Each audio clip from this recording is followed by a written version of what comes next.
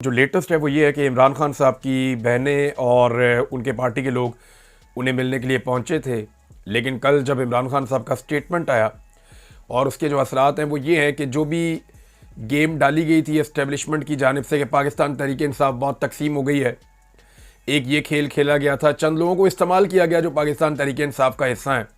और मैं उन्हें बदनीयत नहीं कहता, एस्टेब्लिशमेंट करती है कि उनको थोड़ा सा आसरा करती है कि आपके थ्रू हम इमरान खान को बाहर निकाल देते हैं, आप बड़े इंपॉर्टेंट आदमी हैं। वो बंदा चला जाता है, इमरान खान से बात करता है, उसकी मिन्नत तरला करता है, बाहर आ कहता है जी मैं निकालूंगा। अब हर एक के अंदर हीरो तो होता है ना, जब आप पॉलिटिक्स करते हैं तो आपको बड़ा शौक होता है कि आप ज़्यादा मकबूल हो जाए या आपका ज़्यादा नाम हो जाए या आप सबसे आगे निकल जाए। इमरान खान को मैं निकाल कर लाया हूँ, तो इस चक्कर में वो लोगों को इस्तेमाल करते हैं। हालांकि इमरान खान साहब ने सारा बयानिया ही तोड़ दिया। उन्होंने कहा जी मैंने तो किसी को नहीं कहा कि जाके मुज़ाकरात करो या कोई डील करो मेरे लिए, मैंने बिल्कुल नहीं कहा। हाँ, लोग ख्वाहिशात का इजहार करते हैं। उन्होंने दो लोगों के नाम लिए, एक अली अमीन का नाम लिया और एक नाम लिया आज़म सवाती साहब का। तो तीसरा नाम इमरान खान साहब ने इसलिए नहीं लिया कि वो इतना इंपॉर्टेंट था नहीं, बैरिस्टर साहब का। लेकिन अब आप देखें मीडिया कैसी बारीक वारदात डालता है कि बैरिस्टर साहब के जिम्मे डाल रहा है कि उसको कहा होगा मुज़ाकरात करने के लिए, वो एस्टेब्लिशमेंट के साथ राब्ते और मुज़ाकरात कर रहा है। तो बैरिस्टर साहब के राब्ते और मुज़ाकरात ख़त्म कब होते हैं? जो उनको करवाने पड़ेंगे। ये सारी दुनिया जानती है, पाकिस्तान का मीडिया भी जानता है कि वो मोहसिन नकवी हैं खैबर पख्तूनख्वा के। जैसे शहबाज शरीफ के साथ मोहसिन नकवी मौजूद है, वैसे ही अली अमीन के साथ बैरिस्टर सैफ मौजूद हैं। और इन दोनों की हैसियत का आपको अंदाज़ा है और वज़ीर आला और वज़ीर आज़म की हैसियत का भी आपको अंदाज़ा है कि क्या है। इमरान खान की बहनों ने कहा कि पुलिस ने हमारे साथ झूठ बोला था, हम मुलाकात करने के लिए आए, इन्होंने नहीं मिलवाया। और फिर क्या कुछ हुआ ये सारी तफसीलात मैं आपको बताता हूँ। इमरान खान की बहनों ने क्या कहा। इमरान खान की एक और बहन है उज़्मा खान, उन्होंने कहा कि सबके पास ये ऑप्शन होता है, किसी के पास भी ऐसा नहीं है कि ऑप्शन ना हो। ऑप्शन तो इमरान खान के पास भी है, मगर जालिम का अंजाम बहुत बुरा होगा। कोई मजबूर नहीं है, हर दौर में फ़िरौन गुजरा है। हमें अल्लाह से उम्मीद नहीं बल्कि अल्लाह पर पूरा यकीन है कि इमरान खान सुरखरू होंगे, ये उज़्मा खान साहबा ने कहा। उमर अयूब साहब ने इस मौके पर कहा कि शहबाज शरीफ से बड़ा झूठा कोई नहीं है। पेट्रोलियम डेवलपमेंट लेवी जो उन्होंने लगाई है कितनी देर तक दे सकते हैं? रुपए की कदर कम होने से मुल्क पर 14,450 अरब रुपए कर्जा बढ़ा है। महंगाई कहाँ से कहाँ जा रही है, अभी मजीद मसाइल खड़े होंगे। पेट्रोलियम मसनूआत में कह रहे हैं जी हम कीमतों में कमी नहीं कर रहे, हम फ़ायदा बलूचिस्तान को देंगे। कैसे देंगे जी आप? क्या अगर आप पेट्रोल की कीमतें कम कर देंगे तो फिर आप बलूचिस्तान को फ़ायदा नहीं देंगे? क्या बलूचिस्तान के लोगों से आप टैक्स नहीं लेते? क्या सिंध के लोगों से आप टैक्स नहीं लेते? क्या पंजाब और खैबर पख्तूनख्वा, गिलगित बल्तिस्तान और आज़ाद कश्मीर के लोग आपको टैक्स नहीं देते? तो वो जो टैक्स आपको मिलता है उस पैसे से आपने डेवलपमेंट करनी है ना। जो बेशुमार पैसा आपको मिलता है उससे आपने डेवलपमेंट करनी है। या फिर आपने अब पेट्रोलियम मसनूआत में कीमतें बढ़ा के अपने सड़कें बनानी है। जी सड़क नहीं बन सकती जब तक कि हम पेट्रोल की कीमत नहीं बढ़ा देंगे। पूरी दुनिया में कीमत कम होती चली जा रही है, पाकिस्तान में कम नहीं हो रही बल्कि बढ़ती चली जा रही है।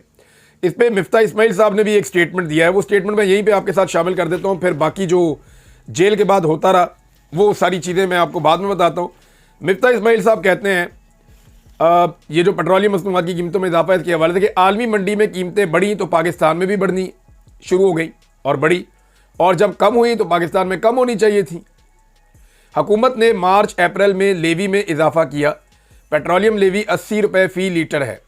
सिर्फ 2 महीनों में आवाम को रिलीफ देने की बजाय हर माह 34 अरब रुपए के इजाफी टैक्स आयद किए गए। ये एक मिनी बजट है, ये दावा किया जनाब हुकूमत ने। अच्छा, इसमें एक चीज़ आप और याद रखें कि हुकूमत कहती क्या है। यानी ऐसी ढीठ और बेशर्म हुकूमत है कि वो साफ कहते हैं जी हम ये रिलीफ आवाम को मुंतकिल नहीं कर रहे, और चौड़े होके कह देते हैं भाई आलमी मंडी में कीमत कम हुई है, आप कीमत कम कर नहीं रहे। क्यों? जब आलमी मंडी में कीमत बढ़ती है तो आप कहते हैं जी दिल पे पत्थर रख के हम कीमत बढ़ा रहे हैं। भाई जब कीमत कम हो रही है तो कम भी करो ना, ये बेशर्मी और ढिठाई नहीं है तो और क्या है। अच्छा जी, आगे चलें कि उन्होंने कहा जी कि बलूचिस्तान को कैसे फ़ायदा देंगे। उमर अयूब साहब ने कहा कि पेट्रोलियम मसनूआत में कीमतों में कमी का कौन से फंड है जो वहाँ लगाएंगे? हुकूमत झूठ बोलकर फ्रॉड कर रही है। अख्तर मेंगल का रास्ता रोका गया और कौमी असम्बली में हुकूमत के किसी MNA को कहा जाए कि वो बगैर सिक्योरिटी के बलूचिस्तान जाकर दिखाए। बलूचिस्तान का वज़ीर आला बगैर सिक्योरिटी के कोयटा से बाहर नहीं जा सकता। ये बड़ी इंटरेस्टिंग बात है जो अलीमा खान साहिबा ने की, मैं आपके सामने रख देता हूँ। अलीमा खान साहिबा ने कहा जी कि जो लोग बिना लिस्ट के इमरान खान साहब से मिल लेते हैं वो अपने दोस्तों से कहकर हमारी भी मुलाकात करवा दें, क्योंकि हमारे तो कोई दोस्त नहीं है। अब ये एक तरह का ताना भी है और एक तरह से शर्मिंदा करने की कोशिश भी है कि हमें मिलने नहीं दिया जा रहा और आप लोग अपने ताल्लुकात लगा के इमरान खान साहब से मिल लेते हैं, तो हमारी भी मुलाकात करवाई जाए। ये चीज़ें कभी ऐसे पब्लिक के सामने आई नहीं और इस बड़े स्केल के ऊपर नहीं हुई। कोई शर्म और कोई हया होती थी लोगों की आंखों में, वो शर्म और हया ही जाती रही। बहुत सारे ऐसे लोग हैं जिन्होंने डिक्टेटर्स के दौर देखे हुए हैं, परवेज मुशर्रफ का दौर तो हमने खुद देखा हुआ है। अब वो सारे लोग ये कहते हैं कि ये तो डिक्टेटर्स भी नहीं करते थे जो इस दौर के अंदर हो रहा है, जो अब की मिलिट्री एस्टेब्लिशमेंट और अब की हुकूमत जो है वो सहूलतकारी कर रही है ये सब कुछ करने के लिए। तो ठीक है, कभी के दिन बढ़े और कभी की रातें, ये सारा कोई रिकॉर्ड पे रहेगा। कल को ये मार एस्टेब्लिशमेंट को भी पड़ेगी, कल को ये मार जो है वो सियासी जमातों को दूसरी को भी पड़ेगी और उन्हें बर्दाश्त करनी पड़ेगी, क्योंकि ये निकाल के फिर ये लोग दिखाएंगे ना पाकिस्तानी के जनाब आपने ये किया हुआ है तो अब भुगतें आप। अब आपको क्या तकलीफ हो रही है? यानी आज किसी भी जुल्म के खिलाफ हसीना वाजिद एक लफ्ज़ नहीं बोल सकती। वहाँ एस्टेब्लिशमेंट के जिन लोगों के ऊपर शिकंजा कसा गया है एक लफ्ज़ नहीं बोल सकते, क्योंकि बांग्लादेश के बाद पूरी एक तारीख है। वो निकाल के पिछले 10-20 साल का रिकॉर्ड सामने रख देते कि जनाब ये हमारे ऊपर जुल्म और सितम आपने किया हुआ है, इसका आप जवाब दें। अब आप क्यों रोते हैं जब आपके साथ ये चीज़ें हो रही हैं कानून के मुताबिक?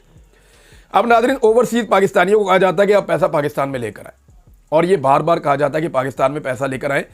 आर्मी चीफ ने भी उनसे खिताब किया है। अब खिताब के बहुत सारे हिस्से निकाल के लोगों ने उनकी मीम्स बना ली हैं।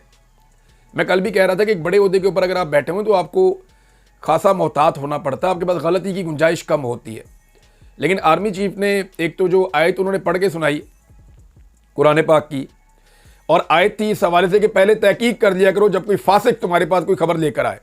जिस सूरत की उन्होंने वो आयत बताई वो उस सूरत की आयत ही नहीं है। जब लोगों ने तहकीक की तो सबसे पहले तो आर्मी चीफ साहब ने जो सूरत का नाम लिया वो उस सूरत की आयत ही नहीं है। तो तहकीक में तो यही यहाँ से ही फारग हो गया सारा मामला कि आप जिस सूरत का नाम ले रहे हैं वो आयत मौजूद है, लेकिन उसका इस्तेमाल सोशल मीडिया के खिलाफ, पीटीआई के खिलाफ ही आर्मी चीफ वही आयत सुनाते हैं। बहुत सारी आयात पाकिस्तान तहरीक इंसाफ ने ख़यानत के बारे में, जुल्म के बारे में, जबर के बारे में, वो भी अब निकाली और सोशल मीडिया पे लगाई हैं कि जनाब आपने ये सारा कुछ हमारे साथ किया है। अब आर्मी चीफ कहते हैं जी कि ओवरसीज़ पाकिस्तानी लेकर आए अपनी इन्वेस्टमेंट पाकिस्तान में। सियासतदान हमसे ये शिकवा करते हैं कि आप ये तो कहते हैं कि नवाज शरीफ का सरमाया पाकिस्तान से बाहर है, वो क्यों नहीं लेकर आता? आप ये तो कहते हैं कि जरदारी और बिलावल का और उनकी फैमिली का सरमाया पाकिस्तान से बाहर है, वो क्यों नहीं लेकर आता? आप ये तो कहते हैं कि चौधरी बरादरान या फजलुर रहमान या जो हैं, आप सबके बारे में, सियासतदानों के बारे में कहते हैं कि सियासतदान अपना सरमाया पाकिस्तान में क्यों नहीं लाते, तो आप मिलिट्री एस्टेब्लिशमेंट के बारे में क्यों नहीं कहते? तो बिल्कुल ठीक है, उनका शिकवा जायज़ है।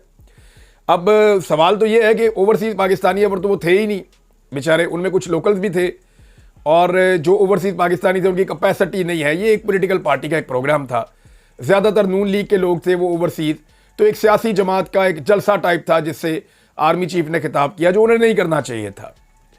अब ये मालूम करना चाहिए कि इससे पहले जितने भी आर्मी चीफ गए हैं वो उनकी फैमिली और उनका सरमाया किधर है?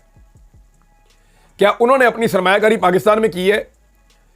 क्या इसकी कोई गारंटी है, श्योरिटी है कि आइंदा जितने भी आर्मी चीफ रिटायर होंगे वो अपना पैसा और सरमायाकारी पाकिस्तान में करेंगे या उनका खानदान यहां पे रह के यहां सरमायाकारी करेगा? क्योंकि ये लोग तो महफूज है ना, इन्हें तो कोई उंगली भी नहीं लगाता। मार तो हम जैसे लोगों को पड़ती है जो एंटी एस्टेब्लिशमेंट बयानियां उठा लेते हैं। मार तो हर उस आदमी को पड़ेगी जो एस्टेब्लिशमेंट के बयानिए के अगेंस्ट चलेगा। उस आदमी को कभी मार नहीं पड़ सकती या मारा नहीं जा सकता जो एस्टेब्लिशमेंट के साथ खड़ा होगा, और ये तो खुद एस्टेब्लिशमेंट है।